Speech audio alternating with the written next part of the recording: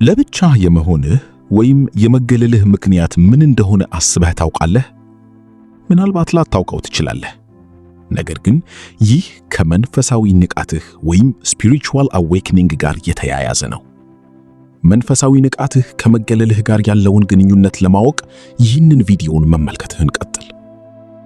የዚህ የለውጥ ሂደት ጥንካሬ እየጨመረ ሲሄድ ራስህን በብቸኝነት ምዕራፍ ውስጥ ልታገኘው ትችላለህ። ለጊዜውም ቢሆን ከለመድካቸው የጓደኛና የቤተሰብ ግንኙነቶች ተለይተህ ሊሆን ይችላል። ይህ በአንተ በኩል የተደረገ ተራ የንቃተ ህሊና ውሳኔ አይደለም። ይልቁንም በከፍተኛ ኃይል የሚመራ ተፈጥሯዊ እድገት ነው። ጽንፈ ዓለሙ ራሱ በአንድ ወቅት የዕለት ተዕለት ኑሮውን ይገልጹ በነበሩት ውዝዋዜዎች፣ ግንኙነቶች እና ተሳትፎዎች ላይ በረጅሙ ለአፍታ ማቆሚያ ወይም ፖስ ቁልፍን እንደመጫን ያህል ነው። ይህ የመገለል ምዕራፍ ከመንፈሳዊ መንገድህ ጋር የሚገናጠም ሲሆን በጉዞህ ላይ ረቂቅ የሆነ ሽግግርን ያመለክታል። የዚህን ብቸኝነት ምክንያቶች እየጠየቅ ከሆነ በአንተ ላይ ምንም አይነት ችግር እንደሌለ መረዳት በጣም አስፈላጊ ነው። ይህ ሳታስበው ከማህበራዊ ክበቦች መራቅህ መጀመሪያ ላይ ግራ ሊያጋባህ ይችላል። ነገር ግን በሰፊው እቅድ ውስጥ የራሱ የሆነ ዓላማ አለው። ጽንፈ ዓለሙ ራስህን ዳግም እንድታስተካክል፣ ለአፍታ እንድታቆም እና ከመንፈሳዊ ንቃት ሂደቱ ጋር አብረው የሚመጡትን ጥልቅ ለውጦች እንድትረዳ አመቺ ሁኔታን እያመቻቸልህ ይመስላል። ይህ ሳታስበው የተፈጠረው የመገለል ምዕራፍ ለዘላለም በብቸኝነት ትኖራለህ ማለት እንዳልሆነ ወይም ደግሞ ሰውን የመጥላት ወይም አንቲ ሶሻል ባህሪ እንዳለህ እንደማያመለክትም ልብ ማለት ያስፈልጋል። ይህ ሳታስበው የተፈጠረው የመገለል ምዕራፍ ለዘላለም በብቸኝነት ትኖራለህ ማለት እንዳልሆነ ወይም ደግሞ ሰውን የመጥላት አንቲ ሶሻል ባህሪ እንዳለህ እንደማያመለክት ልብ ማለት ያስፈልጋል። ይልቁንም የመንፈሳዊ ንቃት መንገድ ብዙ ጊዜ አስፈላጊ የሆነ የውስጥ ምርመራ ኢንትሮስፔክሽን ጊዜን እንደሚጨምር ያሳያል። ይህም ከተለመዱት ማህበራዊ ግንኙነቶች ለጊዜው ወደ ኋላ ማፈግመግ እርምጃ ነው። ይህ ምዕራፍ ከውስጣዊ ለውጦች ጋር እንድትጣጣም እና በዚህ የለውጥ ጉዞ ውስጥ የመጡትን ከፍተኛ የስሜት ተጋላጭነቶች ሴንሲቲቪቲዎች እንድትረዳ እድል ይሰጣል። አስታውስ፣ ይህ በመንፈሳዊ ንቃትህ ውስብስብ ሂደት ውስጥ አንዱ ምዕራፍ ብቻ ሊሆን ይችላል። በዚህ ሳታስበው በተፈጠረው የመገለል ጊዜ ውስጥ ስታልፍ እንደ መንፈሳዊ እድገትህ ወሳኝ አካል አድርገህ ቁጠረው። ይህም ወደ ዓለም በበለጠ ሁኔታ ታጣምክና ንቀህ ከመመለሳት በፊት ራስህን ለማግኘት እና ለመረዳት እድል ይሰጣል። አሁን ያለህበት ሳታስበው የመገለል ምዕራፍ በዚህ የመንፈሳዊ ጉዞ ሂደት ላይ ባለው ከፍተኛ ስሜታዊነት ምክንያት ሊመጣ ሊሆን ይችላል።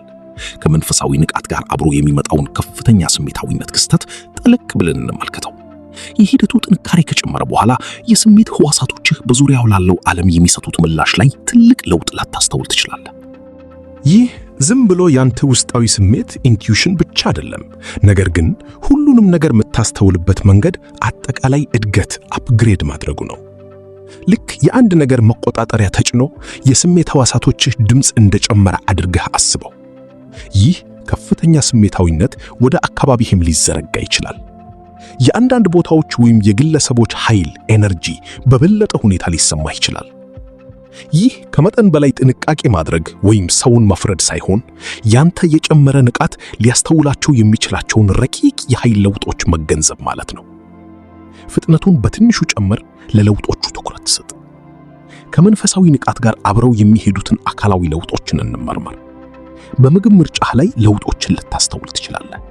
በአንድ ወቅት አርኪ የነበሩ ምግቦች አሁን ከባድ ወይም በኃይል ደረጃ ዝቅ ያሉ ሆኖ ሊሰማህ ይችላል። ይህ የተለየ የአመጋገብ ስርዓት መከተል ሳይሆን ሰውነትህ ይህንን እያደገ ያለ የንቃት ህሊና ሁኔታ ለመሸከም የሚፈልገውን ነገር የሚሰጠው ውስጣዊ ምላሽ ነው። ለምሳሌ በአንድ ወቅት የሚያረጋጋህ የቡና ስርዓት አሁን ለሰውነትህ በጣም ጠንካራ ሆኖ ሊሰማህ ይችላል። ቡና በራሱ መጥፎ ሆኖ ሳይሆን ያንተ ከፍተኛ ስሜታዊነት በኃይልህ ላይ የሚያመጣውን ተጽዕኖ በበለጠ እንድታውቅ ስለሚያደርግህ ነው። የተወሰኑ የስጋና የወተት ተዋጽኦዎች ከእንግዲህ ካንተ ኃይል ጋር ላይጣጣሙ ይችላሉ። ሰውነትህ በከፍተኛ ስሜታዊነት አማካኝነት ህይወትን የሚሰጡና በውስጥህ ካለው አዲስ ግንዛቤ ጋር የሚጣጣሙ ምርጫዎች ላይ ያዘነብላል። በመከላከያና በኬሚካሎች የተሞሉ ቆሻሻ ምግቦች ጀንክ ፉድስ ሰውነትህ ነገሮችን እየለየ ሲመጣ ፍላጎታቸው ሊጠፋ ይችላል። ከአመጋገብ ለውጦች ባለፈ አይኖችህ በልጥ ስሜታዊ ሊሆኑ ይችላሉ። ለኃይል መኖር ምላሽ የሚሰጡ ብልጭታዎችን ወይም ብርሃኖችን ልታስተውል ትችላለህ። በተጨማሪም ጆሮዎችህ በረቂቅ የኃይል ለውጦች ምክንያት የሚመጣ ጩኸት ወይም ዝግ ያለ ድምፅ ሊሰሙ ይችላሉ። ይህ በዙሪያህ ያሉትን የኃይል ሞገዶች መለየት ሊሆን ይችላል። ይህ ከፍተኛ ስሜታዊነት እንቅፋት ሳይሆን አካላዊ ሰውነትህ ከመንፈሳዊ ንቃትህ እየተቀየሩ ካሉ ሞገዶች ፍሪኩዌንሲሶች ጋር መጣጣሙን የሚያሳይ ነው። በዚህ ምዕራፍ ውስጥ በተጨናነቁ ወይም ሁከት ባለባቸው አካባቢዎች ጊዜ ማሳለፍ በኃይል ደረጃ ድካምን ሊፈጥር ይችላል። ይህ ያንተ ከፍተኛ ስሜታዊነት በእንደዚህ አይነት አካባቢዎች ላሉት ኃይሎች ኤነርጂስ በበለጠ ተጋላጭ እንደሚያደርግህ ዕውቅና መስጠት ነው።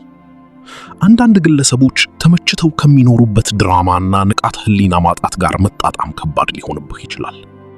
ይህ ሰውን መፍረድ ሳይሆን ያንተ እያደገ የመጣው የንቃተ ህሊና ተፈጥሮ ነው። በዙሪያህ ያሉ ሰዎች አሁንም በህይወታቸው ጥግግት ውስጥ ተጠምደው ሊሆን ይችላሉ። ላንተ አዲስ ስሜታዊነት ግን ሊሸከሙት የማይችሉትን ሁከትና ድራማ ይታገሳሉ። ይህ ራስን ከፍ ከፍ አድርጎ በማየት ሰዎችን ማግለል ሳይሆን ያንተ ለሁከት ያለህ የመሸከም አቅም እንደተቀየረ እና ሚዛንህን ለመጠበቅ የብቸኝነት ጊዜ እንደሚያስፈልግህ መገንዘብ ነው።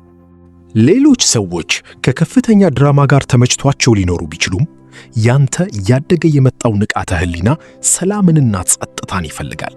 ይህ ማለት ራስን ለዘላለም ታገላለህ ማለት አይደለም። ነገር ግን መቼ ወደ ኋላ ማፈግፈግ፣ ኃይልህን ማደስ እና ማዕከልህን ማግኘት እንዳለብህ ማወቅ ማለት ነው። ይህ ራስን ማወቅ እየተቀየሩ ያሉ ስሜታዊነቶችህን ለመምራት ወሳኝ አካል ነው። ይህ ምዕራፍ ቋሚ ሁኔታ አይደለም፣ ራስን የማግኘቱ ሂደት ነው። የአዲሱን ስሜታዊነቶችህን ወሰኖች መረዳት እና በተጨናቀቁ አካባቢዎች ውስጥ እንኳን አዎንታዊ ኃይልን መለቀቅን መማር ነው። በአሁኑ ጊዜ ጓደኞች ወይም ቤተሰቦች በዙሪያ ከሌሉ ይህንን እንደ ውድቀት ሳይሆን እንደ ድብቅ በረከት ቁጠረው።